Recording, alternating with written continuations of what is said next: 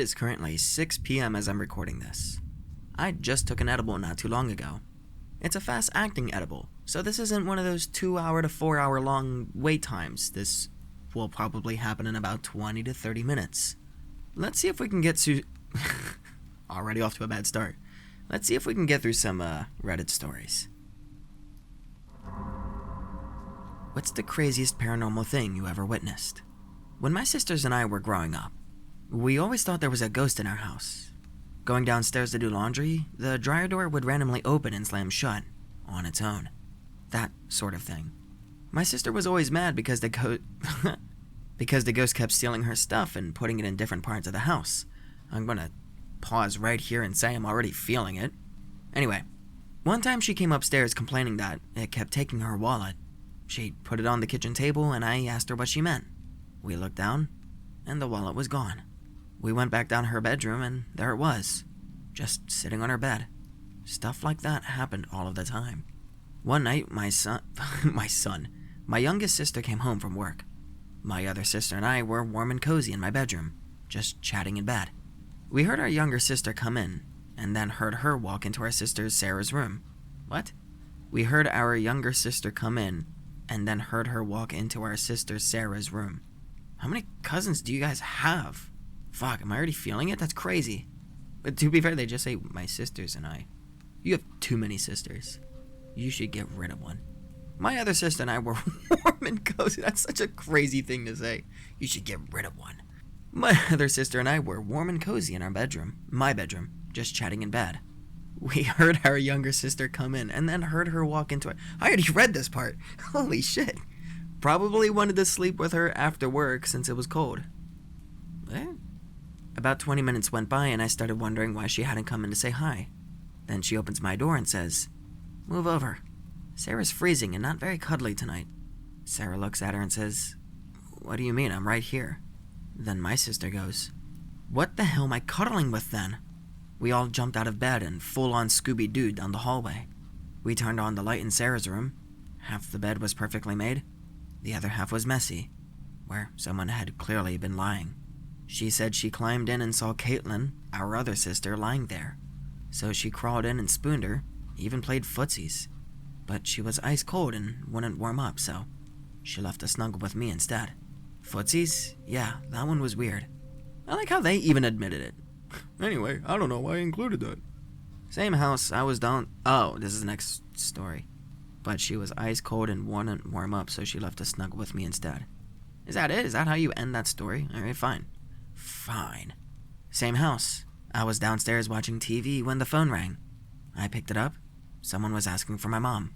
Like any lazy teenager, I put the phone down, stood at the bottom of the stairs, and I yelled up for her. Then I got back on the phone to wait, but she didn't pick up. So I told the person to hold on, went back to the stairs. And my mom was just standing at the top, in her night dress and glasses, staring down at me. I said, "Mom, the phone's for you. You have to pick it up." She didn't say a word. She just turned around and walked into her room. Why is that difficult to say? As I say it clearly. I picked the phone back up. No one there. So now I'm annoyed, thinking she didn't listen. I run upstairs and go into her room. And it's empty. No one's there. Then I hear something behind me. It's my mom coming in through the kitchen door with bags of groceries, fully dressed. I swear to God, this is that creepypasta. Is someone just, ripping off a creepypasta? And then she's gonna say, "No, I heard it too." Anyway. Completely confused, I told her I just saw her standing at the top of the stairs in a nightgown. She just looks at me and says in her thick Scottish accent, Jesus Christ! She just looks at me and says in her thick Scottish accent, I'm not doing a Scottish accent when I'm high. Are you kidding me? She said, "Don't be ridiculous. I just walked in from the grocery store. Help me. Do you guys like my Scottish accent?" To which then they say, okay. Now, flash forward to my house with my kids. My partner at the time told me he would hear the kids whispering at night from different rooms all at once. He also said he heard a deep voice talking back to them. I thought he was just being dramatic and probably heard someone sleep talking. Really? Thought he was just being dramatic after everything you said? Well, that's why I love that. He's like, yeah, someone's talking to our fucking kids at night. And she's like, ugh, my husband, so crazy. dramatic little guy. Some dude's like, hey, open the window. Then one night I got up to go to the bathroom and I heard it too. All the kids were talking softly, all at once, from separate rooms. Creepy. When I came out of the bathroom, I heard another voice. An older woman's voice. Deep. Low. Talking back to them. Totally freaked me out. I tried to play it cool, but yeah. We both definitely heard the same thing. No clue who that voice was. That's it? Someone's talking to your kids at night and you're just like, that's freaking creepy, dude. And then there was a time my sister was decorating the Christmas tree. She said a chunk of her hair was lifted, like fully pulled up toward the ceiling, and just floated there for almost a minute. She yanked it back down, but it floated right back up again. She's so used to ghosts around here that she didn't even react much. But me, hard pass. I was driving with my brother and my dad.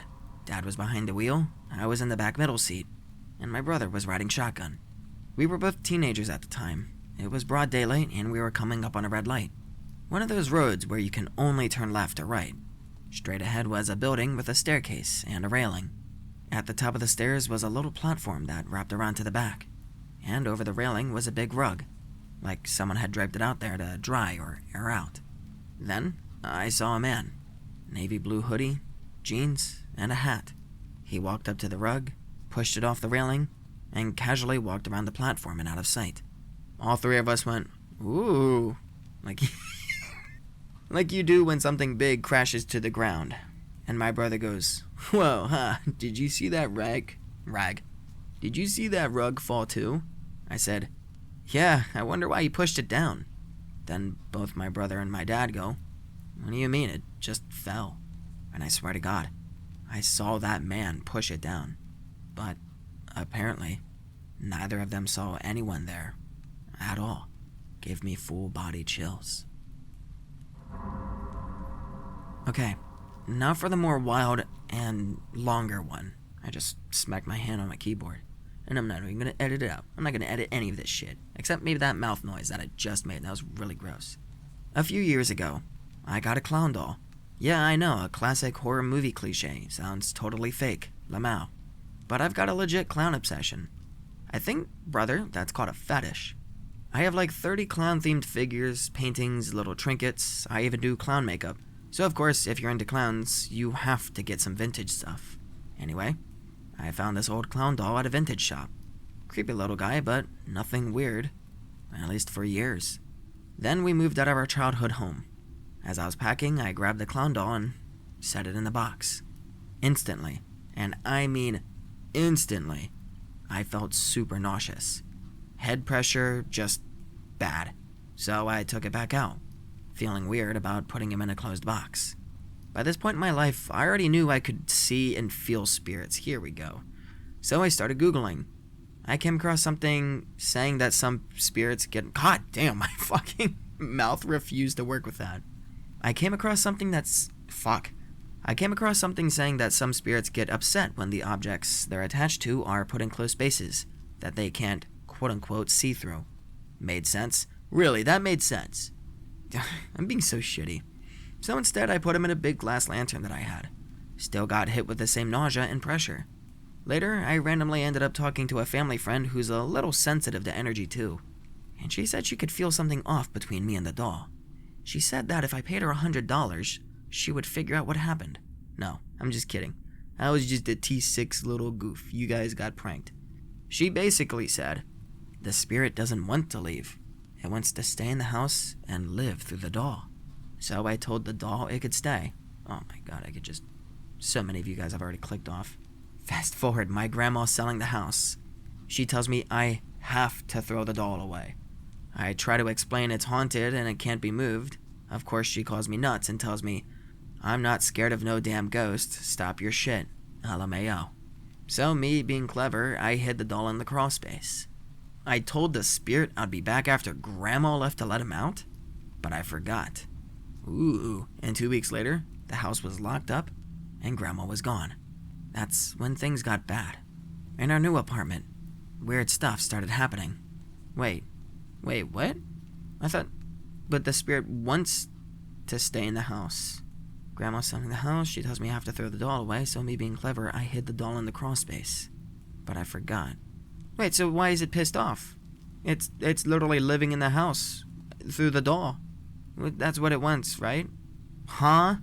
Am I going crazy here? A family friend who's a little sensitive to energy too. She said she could feel something off between me and the doll. She basically said the spirit doesn't want to leave. It wants to stay in the house and live through the doll. So I told the doll it could stay. Grandma tells me I have to throw the doll away.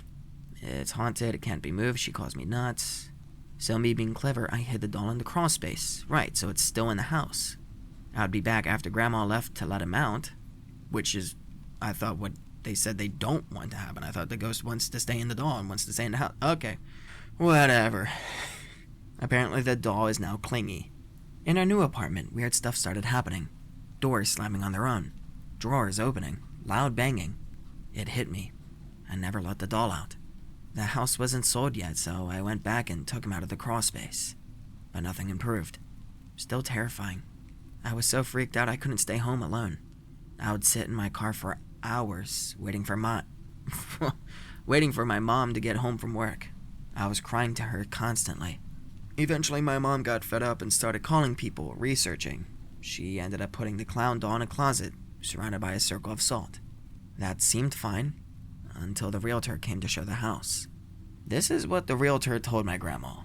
She walked into the bedroom with the client, opened the closet, and both of them just froze. Then the realtor felt something touch her arm, and they both ran out of the house, screaming. She later called my grandma sobbing, yelling, saying she would not go back into that house. She also told her agency that no one was to show the property. Dog, this story sucks. Grandma called me and chewed my ass out for not throwing the doll away and scaring off the realtor. LMAO. Then things got weirder. Another medium randomly reached out to us, said she could feel the energy and contacted my mom for free. Huh? As you can tell, I don't actually look at these stories before I start narrating them. She told us that the spirit was attached to me because I was the only one who could understand him. Said, and I quote, "He likes you." Yeah, that completely freaked me and my mom out. The medium told us to bury the doll in the ground on the property with salt. So we did. And it worked. No problem since. I know this story sounds so goddamn unbelievable, but honestly, that's just my life. Hope you enjoyed it. Hands down, just the worst. Like, I read that fucking Harry Potter fanfic, and that was terrible. I think this is worse, because they were actually, like, trying. And the ghost likes me. Late to the party, but I really want to share my story. Because barely anyone remembers, I just said that by myself, that it says believes. Because barely anyone believes me when I tell it. Why did I say that so disappointed? A couple years ago, I had the chance to visit a really famous haunted spot in my city. It had been open to the public for years, but was closing down after the owner passed away. A family member had some connections to the owner's family, so we got the rare opportunity to spend a night there, completely alone. No staff, no tour, no supervision. Now, I'll be honest, I was a total skeptic. There are always total skeptics, and then at the end of the story, suddenly, ghosts are real. I'd heard all the stories about the place, but I always thought it was overhyped and theatrical. They charged money for tours and leaned into the whole haunted house vibe hard. It felt more like a theme park attraction than anything legit.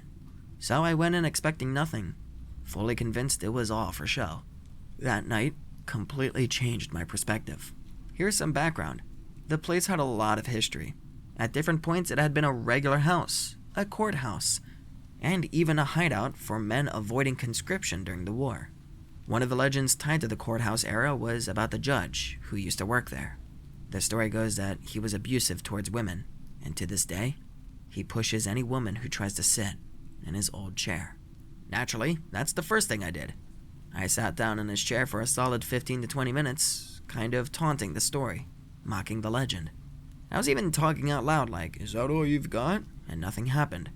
I wasn't pushed, nothing moved, no chills, nothing. I remember laughing and saying, "See? Total BS? Oh my god, total bullshit. I'm so fucking stupid. So I left the group with a friend to go to the bathroom. That's when it got weird. While in the bathroom, I felt this strange warmth on my back that quickly turned uncomfortable. Almost like it was burning. He's putting his cigarettes out on you. I asked my friend to check it out, and when she lifted my shirt, there were 2 huge claw marks going straight down my back. I hadn't scratched myself. I hadn't leaned on anything, and no one else had touched me. I was 17 at the time. No partner, no pets, no fights, nothing that could explain it. At that point, I was definitely spooked, but still trying to stay logical. I kept telling myself there had to be some explanation. I would have just been like, oh my god, the chair's old. I must have sat on a piece of wood, and it just, or a nail, a rusty nail just went through and just right through her back. That's crazy. Rip. But instead it's some, ghost, which is also believable. Then the group decided to move on from the courthouse section of the house and check out the attic. Why is that a weird sentence? Then the group decided to move on from the courthouse section of the house and check out the attic. Maybe I'm just weird. The attic door was nothing special, just a normal door. That's true, but everyone was visibly freaked out by it. I can't explain it, but there was this overwhelming sense of dread. Like opening it would unleash something. I volunteered to go first and open the door. The attic itself looked pretty average, cluttered, filled with old baby and children stuff, but the vibe in there was suffocating. The air felt heavy. Even the most skeptical people in our group were suddenly dead silent and tense. One of the weirdest parts of the room was a partial wall. It didn't reach up to the ceiling. There was a gap at the top, maybe 10 inches or so. Kind of like a shelf or a crawl space for storage. Sorry if that's hard to picture. English isn't my first language, but I hope that makes sense. Anyway, we walk in and the first thing we see is a cradle. Then, out of nowhere, one guy goes, "There are 4 more in here." Which was super weird because he'd never been there before. And from where we were standing, you couldn't see anything beyond that one cradle. Sure enough, after we explored the attic a bit, we found 4 more cradles, just like he said. We were maybe in there for 2 minutes tops. No one wanted to talk. Everyone was just on edge. Then, all at once, we all turned to look at the top storage shelf part of the wall. And I swear, on everything I hold dear, we all saw something. It was a long, pale, bald-looking head. It slowly peeked over the wall, and then slid back out of view as it noticed us staring. And we bolted, screaming and running down the stairs like our lives depended on it. That place no longer accepts visitors, and I totally understand why.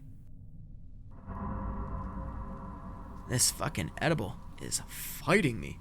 It's like Rocky Balboa. Adrian. When I was 10, my father took my sister and I on a trip to Virginia with his girlfriend. They picked and booked a hotel known for its ghosts and haunting, and didn't tell us. When we got there, it was pretty old. In great condition, but decorated and looked like something from the 19th century. Once we got to our rooms, my father told my sister and I to not leave the room after midnight. He never said why, just not to. It was late, so we ate and turned in for the night.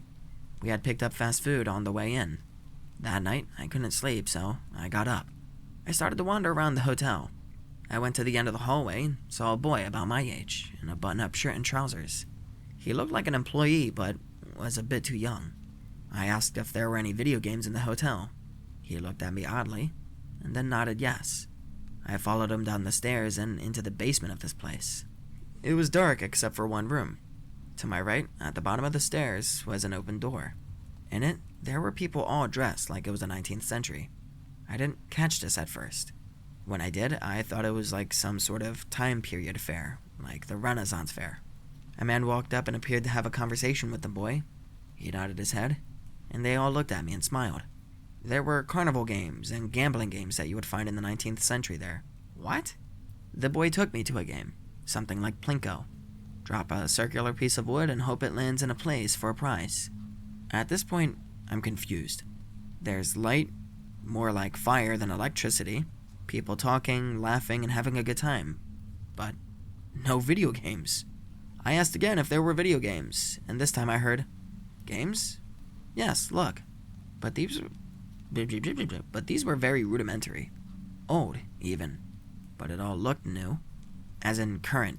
I don't know, I didn't understand it at all. Then the boy told me he and his family had to leave and asked if I could come back tomorrow. I shook my head. I knew we were leaving.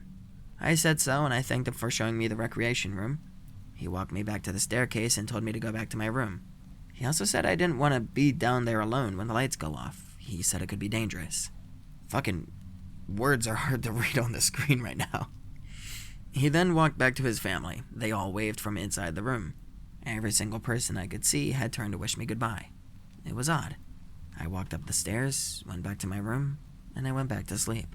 The next morning, it's just me making fun of myself. The next morning, I was telling my story to my father's girlfriend, and she became angry. She accused my father of telling me, but never said what. While my father professed his undying love and innocence to her, the woman behind the counter came around and talked to me. She had me explain and describe everything. While I was doing so, she grew pale, and her eyes kept widening. She took a folded pamphlet from the desk and handed it to me, told me to read it, which I did. It explained that this was a haunted hotel, that the ghosts can be seen after midnight, and it had an old newspaper clipping reprinted in it. It describes a horrible fire that killed over 12 people. Of note, an affluent family with a young boy that had owned the place. It took me a few seconds. I looked at her quizzically. She asked me to take her where the boy took me, so I did. Now my father and his girlfriend are still arguing, and my sister is sitting on the couch behind them in the lobby. The woman asked permission, and this was when my father's girlfriend stopped talking and looked at us walking down the hall. She followed with my father right behind her. My sister remained on the couch. We made our way to the end of the hallway and descended down the stairwell. To the right was a closed door. She unlocked it, swung it open, and it was empty. Not a thing inside. No games, no people, nothing. God, see, we can't even escape that stereotype even in Reddit stories, fuck. Not even the warm firelight. And then it hit me. I wasn't afraid. But I was beyond confused. My father had always told me there were no such thing as ghosts, but I had just spent time with them. She asked me, "Is this the room?" And I answered yes, but frantically. I ran around searching for any sign of the night before. In the corner were the apple bob bucket and the pinko game, covered in dust, looking ancient. She said to me, "Are those the games?" And all I could do was nod. It was as if I had lost my voice. We all walked back to the lobby where my sister was sitting, looking at highlights Fuck, this is so difficult. Looking at a highlights magazine. My father's girlfriend said, and this was what finally sealed it for me, "We booked this place for one night. They're booked solid a year in advance. We were lucky to even get that one night, and instead of seeing anything, your kid sees it all? What a waste." Then she stormed off to the car. The woman from the front desk, who turned out to be a part owner and not just an employee, pulled me aside and explained everything. I mean, I don't know, to be fair, the girlfriend's crash out's kind of understandable. The kids didn't even know about the ghosts. And she's like, they're always booked up like a year in advance. I planned this 365 days ago, and we didn't even see anything. But also, like, that's what you get for being that excited about, like, ghost hotels. Anyway, there had been a fire years ago, one that claimed the lives of several prominent townspeople during a carnival that was forced indoors due to rain. At this time, this place wasn't a hotel. It was a house, a mansion, really. The people I saw, they were the original owners, the ones who built the house. She told me it was an honor. Only one other person had ever witnessed what I did. Her husband. He had seen the final moments before a drunk knocked over a lantern and started the fire that killed so many. What? A moment in time burned literally and figuratively into the walls of the house. That experience is what drove him to buy and restore the mansion in the first place. She had witnessed strange phenomena over the years. Fuck. God damn this. But I never understood what her husband had truly seen until I told her. Turns out my father's girlfriend had booked this place hoping for a paranormal encounter. My father just wanted to explore the caverns, the mountains, maybe do some fishing, so he agreed. They never told my sister or me, hoping to avoid scaring us. What? The one rule they made clear, Don't leave your room after midnight. What do you mean? We're gonna take these kids to a fucking haunted place and not tell them it's haunted?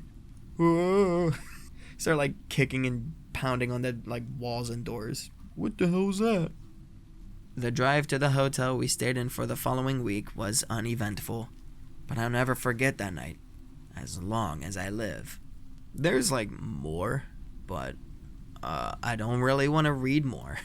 Reading like Reddit ghost stories while like getting increasingly more high and having to narrate them is like, fuck.